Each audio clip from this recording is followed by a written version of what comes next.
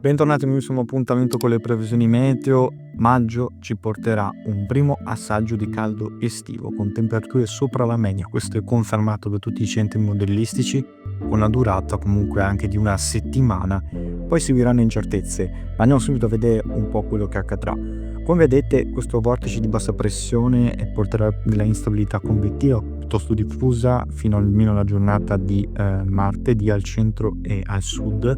fino alle due isole maggiori, sulla Sardegna, poi martedì in modo particolare sulle zone montane collinari dell'Appennino meridionale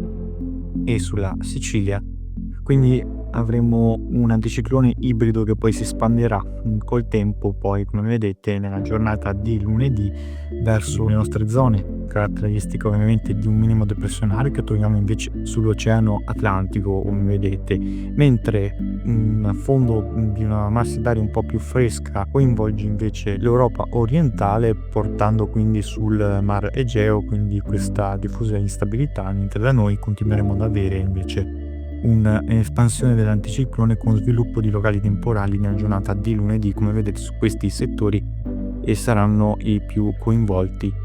anche sul Piemonte occidentale, ma sarà più nella nottata, poi nel pomeriggio sulla Sicilia, quella del comparto centro-occidentale, e sulla medio-bassa Sardegna. Ancora locali temporali potranno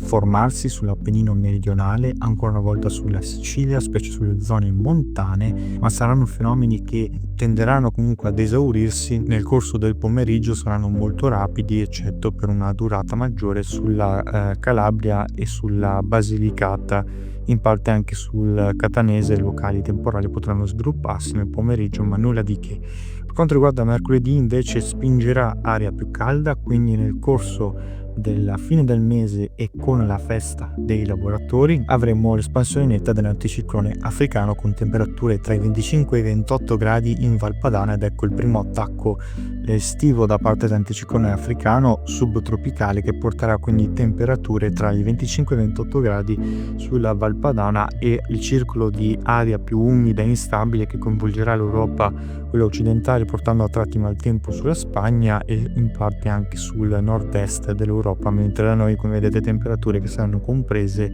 tra i 25 e i 28 gradi al nord, picchi addirittura di 29 gradi segnalo per quanto riguarda il weekend, quindi tra venerdì e sabato, soprattutto anche sul versante adriatico e sulla Sicilia verificheremo questi valori. Come vedete, temperature tipicamente estive con caldo quindi più intenso, e la prima afa potremo averla già sulla pianura padana, un po' meno i valori invece sulla Liguria tra i 21 e i 23 gradi. Poi attenzione però, perché domenica proprio del 5-6 maggio potrebbe cambiare la scena e tornare quindi correnti più umide di matrice atlantica che potranno portare nuove instabilità, nuovi forti temporali, nuove perturbazioni anche frequenti, un po' come abbiamo vissuto la scorsa settimana. Quindi potrebbero tornare questi affondi dalla Scandinavia sull'Europa centrale, colpendo anche l'Italia per la spinta di venti sud-occidentali, e quindi ancora quel vapore acqueo che influenza il nord d'Italia, portando ancora forti precipitazioni, il rischio quindi di nubifragi. Questa è la tendenza che emerge al giorno d'oggi e che sta crescendo man mano che ci avviciniamo a questo periodo, quindi attenzione. Diversamente il sud vedrà del caldo africano ben presente, ma questa tendenza ancora da confermare